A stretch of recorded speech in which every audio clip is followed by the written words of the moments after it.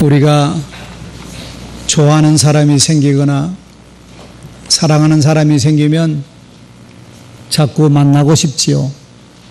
만나서 밥도 같이 먹고 차도 같이 마시고 이런저런 이야기도 하고 싶어 합니다.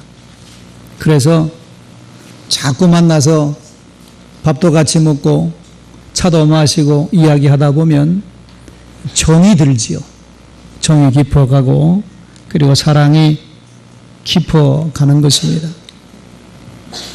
좋아한다 그러고 사랑한다 그러면서도 자주 이렇게 만나지 않고 자주 교제를 나누지 않으면 나도 모르게 마음이 점점 그 사람에게서 멀어지는 것이지요. 그래서 이게 만남이라는 것은, 교제를 나눈다는 것은 굉장히 중요합니다. 요즘은 교통수단이 발달을 했지요. 그래서 부산에서 서울 오는 것도 3시간이면 옵니다. 서울에 있는 친척을 만나러 올려도 그냥 부산에서 아침에 출발하면 점심 같이 먹고 다시 그날 내려갈 수 있습니다. 요즘은 얼마나 편리한 세상이 되었는지 몰라요. 또 통신수단도 발달을 해서 만나지는 못할지라도 얼마든지 통화할 수 있고 또 카톡도 주고받을 수 있고 이전보다는 우리가 훨씬 편리하게 살아갑니다. 옛날에는 이런 것들이 불가능했어요. 전화도 없는 시절이 많았잖아요. 백색 전화, 청색 전화 그러면서 전화도 없을 시대가 있었어요. 네. 그때는 어떻게 교제를 했지요? 어떻게 소식을 전했습니까? 주로 편지로 했지요. 보고 싶은 친구가 있으면 편지 써보내고 사랑하는 사람이 있으면 편지 쓰고 그래서 서로 사랑을 고백하고 그랬습니다. 그리고 옛날에는 사람 만나는 것도 어려웠어요. 그래서 친구나 애인들은 주로 펜팔을 통해서 서로 만나고 사귀기도 했습니다. 그런 시절에 있었던 이야기인데 어떤 남녀가 펜팔을 통해서 서로 사귀게 되었답니다. 많은 편지를 주고받으면서 서로 마음이 통해가지고 우리 한번 만나자 이래서 서로 만나기로 했대요. 사는 곳이 너무 멀어서 힘들게 만나 보니까 실제로 얼굴도 생각했던 것보다 훨씬 이쁘고 그리고 얘기해 보니까 서로 마음도 통하고 그래서 계속 사귀기로 결정을 하고 헤어졌답니다. 그 후에 계속해서 서로 편지를 주고받으며 사랑을 고백하고 그랬는데 한 1년 지난 다음에 어느 날부터인가 갑자기 여자에게서 편지가 오질 않는 겁니다. 남자는 거의 매일 편지를 보냈는데도 답신이 없어요. 뭔가 문제가 생긴 겁니다.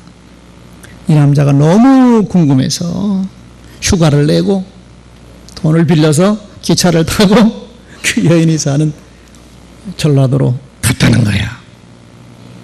가서 만나보니까 이 여자에게 다른 남자가 생긴 겁니다. 다른 남자가. 그 다른 남자가 누구냐 하면 바로 자기 편지를 배달해 주던 우편 집배원이었습니다. 자기는 매일 편지를 썼는데 이 편지를 그 여인에게 배달해 주던 그 집배원하고 이 여자가 사랑을 하게 된 것이지요. 그러니까 편지 주고 받아봐야 소용없고 매일 만나는 게 중요하다는 이야기입니다. 그러니까 얼마나 자주 만나느냐, 얼마나 깊은 교제를 나누느냐 이게 중요하지요. 자주 만나서 얼굴 보고 대화해야 정이 들고 사랑이 더 깊어지는 겁니다. 여러분, 이것은 하나님과 우리의 관계도 마찬가지입니다.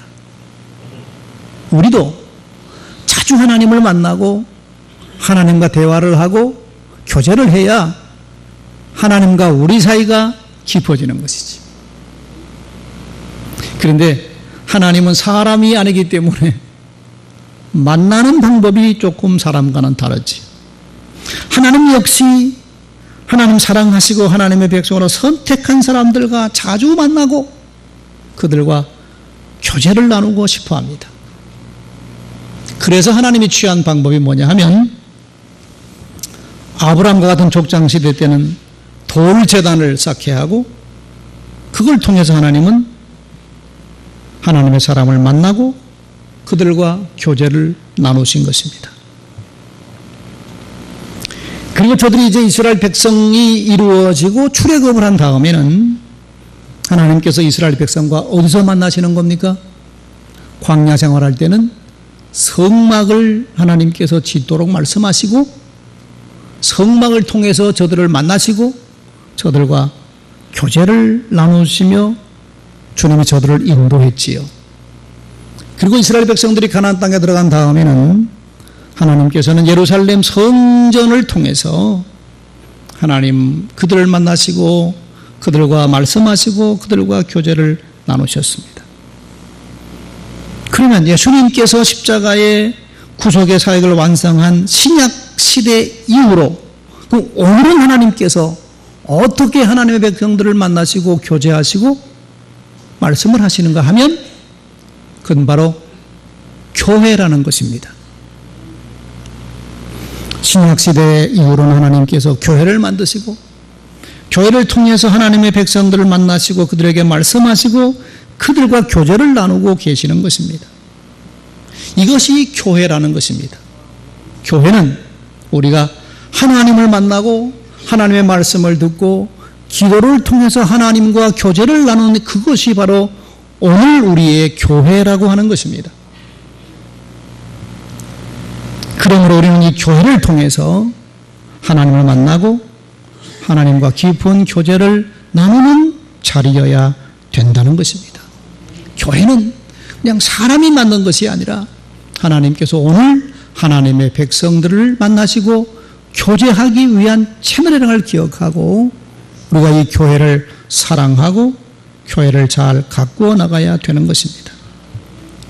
오늘 본문의 말씀은 우리가 구체적으로 교회를 어떻게 사랑해야 되는지 그리고 교회를 사랑하는 사람에게 하나님께서는 어떤 복을 주시는지 그것을 우리들에게 가르쳐 주고 있는 말씀입니다. 먼저 우리가 이런 하나님의 교회를 어떻게 사랑해야 되는가 하면 1절과 4절에는 이렇게 기록하고 있습니다. 1절과 4절 말씀을 봅시다. 만군의 여호와여 주의 장막이 어찌 그리 사랑스러운지요. 내 영혼이 여호와의 궁정을 사모하며 쇠약하며 내 마음과 육체가 살아계시는 하나님께 부르짖나이다. 나의 왕 나의 하나님 만군의 여호와여 주의 제단에서 참새도 제 집에 얻고 제비도 새끼 둘 보금자리를 얻었나이다. 주의 집에 사는 자들은 복이 있나니 그들이 항상 주를 찬송하리다. 이렇게 기록하고 있지요. 이 말씀을 통해서 우리는 교회를 사랑하는 방법 3가지를 배웁니다. 첫째는 교회를 몸살이 날 정도로 사모해야 된다는 것이 2절 이렇게 기록하지 않습니까? 내 영혼이 여호와의 궁정을 사모하여 쇠약하며 그랬습니다. 그래서 내 마음과 육체가 살아계신 하나님께 부르짖습니다. 하나님의 궁정 하나님의 성전을 사모하여 몸이 쇠약해질 정도다. 그런 얘기입니다. 그러니까 교회를 사랑해서 교회 너무 가고 싶어서 몸살이 날 정도가 되어야 된다는 얘기죠. 우리는 오늘 이렇게 건강해서 예배당에 나와서 우리가 하나님 앞에 예배하면서 하나님이 눈에 보이지 않지만 마음으로 하나님과 교통하고 하나님 말씀을 듣고 우리가 하나님께 기도를 합니다. 하나님과 교제를 나누는 것인데 근데 지금 일어날 수도 없는 심한 질병으로 병원에 입원해 있는 성도들은 이런 예배를 드릴 수가 없지요. 병원에 있는 성도들을 신방해 보면 그들은 그런 얘기합니다. 목사님, 제 발로 걸어서 예배당 가서 예배 한번 드려보고 죽고 싶습니다. 그런 얘기를 해요. 그러니까 우리는 건강하니까 늘 예배당에 나와 예배 드리고 있지만 그들은 정말 예배 드리는 것이 그렇게 그립다는 얘기 아닙니까? 우리가 하나님의 성전을 이렇게 사모해야 된다는 것입니다. 이 시편은 하나님을 잘 섬기던 고라 자손들이 불렀던 시편인데 모든 이스라엘 백성들이 또한 이 노래를 불렀던 노래입니다. 우리가 하나님의 백성이라면 누구든지 하나님 계신 곳을 사모하며 살아야 된다는 것. 그러니까 주일날마다 오는 것이, 하나님 만나러 오는 것이 기쁘고 즐거워야 된다는 것이죠. 두 번째는 뭡니까? 교회가 삶의 중심이 되어야 된다는 겁니다. 3절에 보면 이렇게 말합니다. 나의 왕 나의 하나님 만군의 여호와여, 주의 제단에서 참새도 자기 집을 얻고 제비도 새끼를 둘 보금자리를 얻습니다. 그렇게 기록하고 있습니다. 무슨 뜻입니까? 내 보금자리가 주의 제단이어야 된다는 말입니다. 내 보금자리가 요즘 분양하는 보금자리 아파트가 아니고 내 보금자리가 교회가 되어야 된다는 말입니다. 내 삶의 중심이 교회가 되어야 된다는 것입니다. 어떤 청년이 주일날 예배드리고 오후에 활동을 하고 이제 가면서 저를 만나서 인사를 해요. 목사님, 이제 집에 갑니다. 그러길래 제가 그렇게 인사하지 말고 앞으로는 집에 갔다 오겠습니다. 그렇게 인사를 해라. 여러분, 아이들이 학교 갈 때 뭐라고 인사하지요? 엄마 학교 갔다 오겠습니다. 학교는 갔다 오는 것이고 자기 집은 집이잖아. 그럼 우리가 교회를 내 삶의 보금자리로 중심으로 삼고 있는 사람은 집이 중심이 아니요, 집에 가는 건 갔다가 오는 겁니다. 집에 갔다가 오는 것이지요. 그 얘기는 내 중심이 교회에 있어야 된다는 얘기입니다. 내 보금자리가, 내 삶의 중심이 교회가 되어줘야 된다는 얘기죠. 그러므로 내 보금자리가 주의 제단입니다. 그 정도로 주님의 성전을 사모하고 그리워하고 중심에 두고 살아야 된다는 얘기지요. 세 번째, 주의 집에서 항상 주님을 찬양하며 살아야 됩니다. 4절 말씀이지요. 주의 집에 사는 자들은 복이 있나니 그들이 항상 주를 찬송하리다 그랬습니다. 교회 오면 늘 주님을 찬양하는 마음으로 지내야 됩니다. 교회 와서 불평불만하면 안 돼요. 교회 와서 성질 부리면 안 돼요. 교회는 성질 부리러 오는 것이 아니고 교회는 하나님과 교제하기 위해서 오는 겁니다. 그리고 교회 나와서 그 누구와도 싸우면 안 돼요. 교회는 항상 찬송하는 마음으로 교회 나오면 그런 마음으로 지내야 되는 것입니다. 이렇게 몸살이 날 정도로 하나님의 성전을 사모하고 성전이 내 삶의 중심이 되고 늘 성전을 찬양하며 살아가는 그 삶이 바로 교회를 사랑하는 그런 사람의 모습이다. 그렇게 살아야 된다는 것을 우리들에게 가르쳐 줍니다.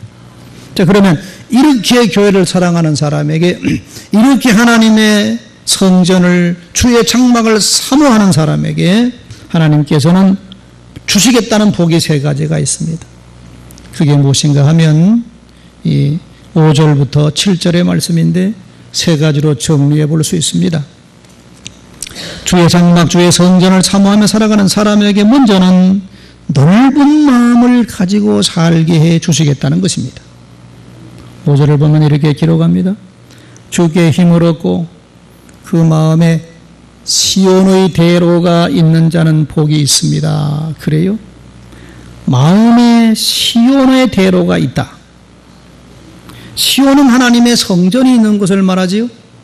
그러니까 하나님의 장막을 사모하고 사랑하고 살아가는 사람의 마음속에는 하나님께서 대로를 열어주시겠다는 것입니다. 대로. 큰 길이죠. 대로는 큰 길입니다. 8차선 큰 왕복도로를, 그런 도로 같은 그 큰 넓은 마음을 그런 사람에게 주시겠다는 얘기죠. 그러므로 그 마음에 시온의 대로를 열어주겠다는 말씀은 넓은 마음을 가지고 살도록 하나님께서 축복해 주신다는 것입니다. 여러분, 우리가 살아가면서 좁은 마음을 가지고 살아가느냐 아니면 넓은 마음을 가지고 살아가느냐, 여기 따라서 인생의 길이 달라져요. 우리 어른들이 좁은 마음을 가진 사람을 뭐라 그랬죠? 꼭 속이 밴댕이 소갈머리만 하다. 근데 그런 말을 했어요. 그러니까 좁은 마음을 가지고 살지 말고 넓은 마음을 가지고 살라는 얘기인데, 사람이 좁은 마음을 가지고 사느냐 넓은 마음을 가지고 사냐에 따라서 인생 길이 달라져요. 길이 달라집니다. 좋은 면은 우리가 성경에 나오는 다윗과 사울 임금을 살펴보면 분명히 알 수 있어요. 사울의 마음은 좁은 마음이었습니다. 다윗의 마음은 넓은 마음이었어요. 보십시오. 다윗이 골리앗을 꼬꾸러뜨리잖아요. 그리고 나라를 위기에서 구합니다. 그러니까 백성들에게 다윗의 인기가 올라가지. 그러자 사울 임금에게 좁은 마음이 들어왔어요. 그래서 다윗을 미워하고 시기하고 질투하기 시작합니다. 시기와 미움과 질투가 있다는 얘기는 그 사람 마음이 좁다는 얘기입니다. 마음이 좁아. 그리고 다윗의 인기가 올라가니까 불안해지는 겁니다. 다윗의 인기가 저렇게 올라가면 내 자리를 뺏고 임금이 되는 게 아닌가 라는 불안함이 오지. 이렇게 마음이 좁아지니까 사울이 어떻게 합니까? 국정을 팽개치고 군대를 동원해서 다윗을 죽이려고 쫓아다닙니다. 좁은 마음이 드니까. 임금이 나라를 다스리지 않고 다윗을 죽이는 일에 몰두합니다. 그 틈을 누가 노리겠습니까? 그 틈을 노리고 블레셋 군대가 쳐들어왔어.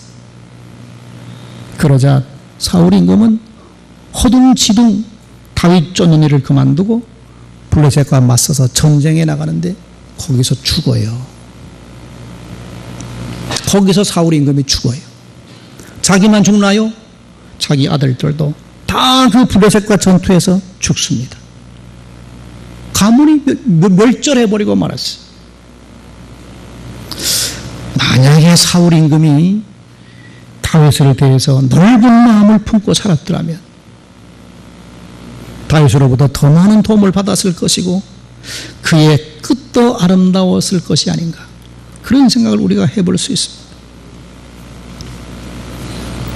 이런 좁은 마음과는 비교되게 다윗은 사울 임금에 대해서 넓은 마음을 가졌어요.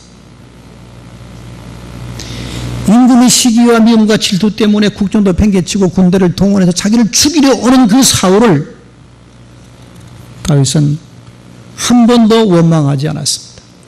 그리고 대적하지 않았습니다.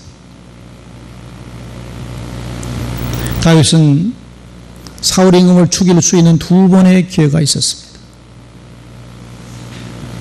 한 번은 자기가 숨어있는 동굴에 사울 임금이 뒤를 보러 돌아서 뒤를 보고 있는 절호의 찬스가 온 겁니다. 다윗이 부하가 그러지요. 죽일까요? 아니, 뒤를 정신없이 보고 있는데 그 뒤에 그냥 창 한번 꽂으면 끝나는 겁니다. 죽일까요? 그럽니다.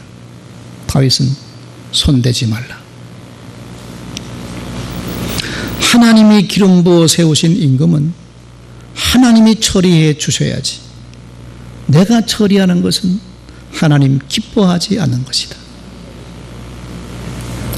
아니 여러분, 죽이면 더 이상 도망 다니지 않아도 돼요.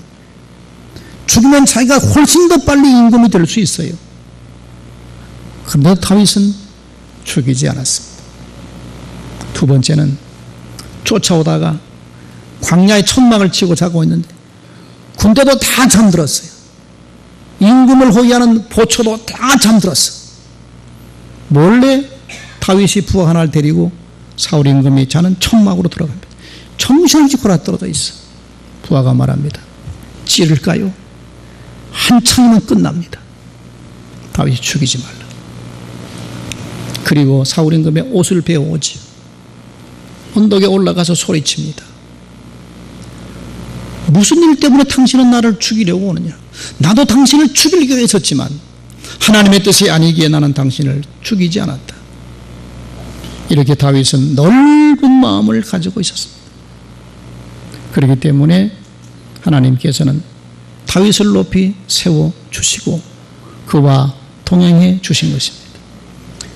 그러므로 우리가 살아가면서 좁은 마음이 아니라 넓은 마음을 가지고 살아야 된다는 것입니다.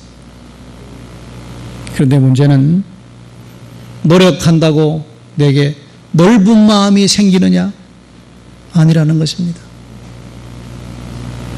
내 마음을 내가 마음대로 못하는 것이 우리의 느끼는 바 경험 아닙니까? 때로는 내 마음이 내 마음대로 할 수가 없어요. 하나님께서 우리에게 넓은 마음을 주셔야 되는 것입니다. 그러면 어떤 사람에게 하나님께서는 그 넓은 마음 시온의 대로를 열어주신다는 것입니까? 주의 성전을 사모하는, 주의 장막을 사모하는 자에게 하나님께서는 그 마음에 시온의 대로를 열어주신다는 것이, 여러분 모두가 다 주의 성전을 사랑하고 살아가므로 여러분 마음에도 시온의 대로가 활짝 열리는 은혜가 있어지시기를 주님 이름으로 축원드립니다. 두 번째 주시는 축복은 어려움을 해결해 주시는 도움의 손길을 베풀어 주시겠다는 것이에요. 6절 말씀은 이렇게 기록합니다. 그들이 눈물 골짜기로 지나갈 때 그곳에 많은 샘이 있을 것이며 이른 비가 복을 채워 주시나이다. 그렇게 기록합니다. 주의 성전을 사모하는 그들이 눈물 골짜기로 지나갈 때 하나님께서 그곳에 많은 샘이 있게 해주시는 도움의 손길을 베풀어 주신다는 것이지. 이 말씀은 이스라엘 백성들이 경험했던 그런 사건입니다. 이스라엘 백성들이 출애굽에서 홍해를 건너서 수로 광야로 들어오지 않아요? 홍해를 기적처럼 건너고 광야로 들어왔는데 여기는 걸어도 광야입니다. 태양은 뜨겁게 내리쬐지요. 불 한 포기도 없는 메마른 광야인데 걸어도 끝이 없는 겁니다. 목은 마른데 먹을 물이 없어요. 저들이 다 헉헉거리고 걸어가고 있는데 샘이 하나 보입니다. 그래서 저기 샘이 있다고 달려가서 샘의 물을 먹어보려고 그러니까 물이 써서 먹을 수가 없어요. 그때 하나님께서 모세를 통해서 그 쓴물을 달게 해주셔서 일단 목마른 목을 축이게 한 다음에 저들을 엘림으로 인도해 주십니다.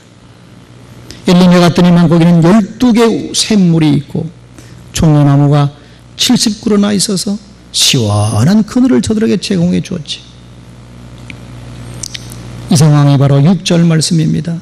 그들이 눈물 골짜기로 지나갈 때 그곳에 하나님께서 많은 샘이 있게 주셨다는 것이지.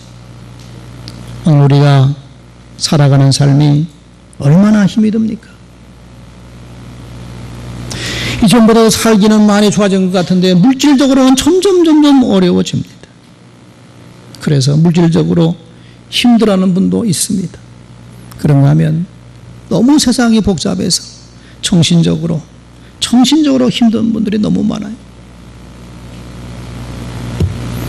그리고 육신의 질병 때문에 눈물 흘리며 힘들게 살아가는 분들도 많습니다.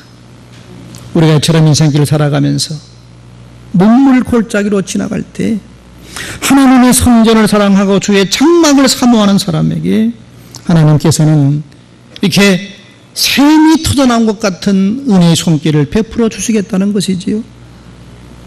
치유의 손길도 베풀어 주시고 도움의 손길도 베풀어 주시겠다는 약속의 말씀입니다. 여러분, 다윗을 보십시오.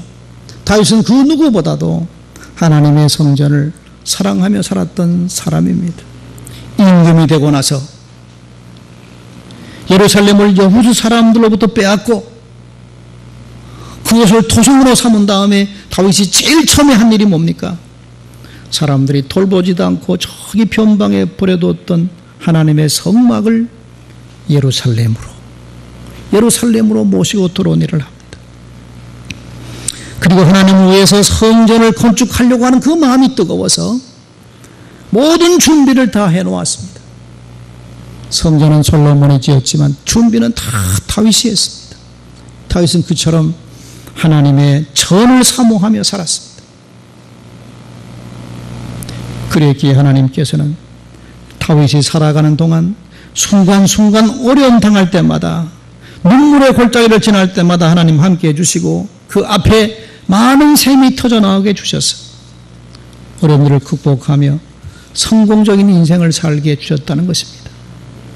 여러분들도 하나님의 교회를 사모하고 살아가셔서 눈물의 골짜기 같은 그 어려움을 지날 때 하나님께서 여러분 앞에 많은 샘을 열어주시는 그런 축복을 받고 살아가는 믿음의 성도들이 되시기를 주님 이름으로 축원드립니다. 마지막 세 번째 축복은 때를 따라서 모자람이 없도록 인도해 주시겠다는 약속입니다. 6절 하반절부터 7절까지 말씀이지요. 이른 비가 복을 채워 주시나이다. 그래서 그들은 힘을 얻고 더 얻어나아가 시온에서 하나님 앞에 각기 나타나게 될 것입니다. 이렇게 기록하고 있습니다. 농사를 지으려면 이른 비와 늦은 비가 때를 따라서 잘 내려 주어야 됩니다. 이른 비는 농부들이 씨를 뿌릴 때 내리는 비입니다. 이른 비가 잘 내려 주어야 씨를 뿌릴 수 있고 또 이른 비가 잘 내려 주어야 뿌린 씨가 싹이 잘 날 수가 있습니다. 오늘 일부 예배 때 어떤 성도님이 우리 교회에 등록을 했어요. 만나보니까 이번 남편이 화성에서 15만 평 농사를 짓는데 간척지에서 비가 안 와가지고 이번에 이제서야 모내기를 했다는 얘기예요. 여러분, 지난 6월까지 가뭄이 극심했지. 지난 겨울에도 눈도 별로 오지 않았고 더구나 씨를 뿌릴 봄에도 거의 비가 오지 않아서 농사 짓는 분들이 얼마나 고생을 했는지 모릅니다. 저수지물은 바닥이 나고 이대로 비가 오지 않으면 먹는 식수까지 제한급수에 들어갈 수밖에 없는 그런 상황이었습니다. 아무리 인간이 물관리 잘한다고 해도 하늘에 하나님께서 비를 내려주지 않으면 우리는 살아가기가 힘들 수밖에 없는 우리들의 삶이에요. 하나님께서 7월부터 이렇게 또 비를 내려줘 얼마나 감사한지. 근데 요즘 비가 너무 많이 와서 우리가 어려움 당하는 분들도 많이 있습니다. 이게 비가 안 와도 문제, 너무 많이 와도 문제, 이게 인간의 한계입니다. 인간의 힘으로는 되는 일도 있지만 인간의 힘으로 되지 않는 일도 많아요.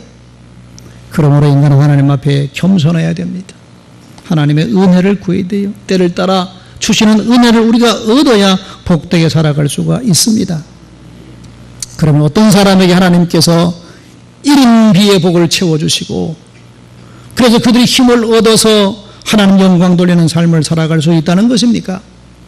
주의 장막을 사모하는 사람, 주님의 성전을 사랑하는 사람에게 하나님께서 때를 따라 은혜를 주신다는 것입니다. 여러분 모두가 다 하나님의 성전인 교회를 사랑하고 사모하여서 여러분 살아가는 삶에 때를 따라 하나님께서 도와주시는 그런 은혜를 받아 누리며 살아가는 복된 삶이 되시기를 이 아침에 주님 이름으로 축원을 드립니다. 기도하십시다. 오늘 주 앞에 예배하면서 말씀을 묵상했습니다. 하나님도 우리들과 끊임없이 만나시고 교제를 나누고 대화하기를 원하는데 우리는 마치 하나님 없이도 살아갈 수 있는 사람 마냥 하나님을 멀리하고 우리 생각대로 살아갈 때가 많았음을 고백하고 용서를 구합니다. 이런 우리의 교만을 주님께서 불쌍히 여겨주시고 우리 마음속에 다시금 주님의 교회를 사랑하고 주님의 성전을 사랑하는 마음을 회복시켜 주시옵소서. 그래서 그런 성도에게 주심하고 약속하신 하나님의 축복을 우리도 받아 누리며 주와 더불어 행복한 삶을 살아갈 수 있는 우리 모두가 되게 하여 주옵소서. 예수님 이름으로 기도드립니다. 아멘.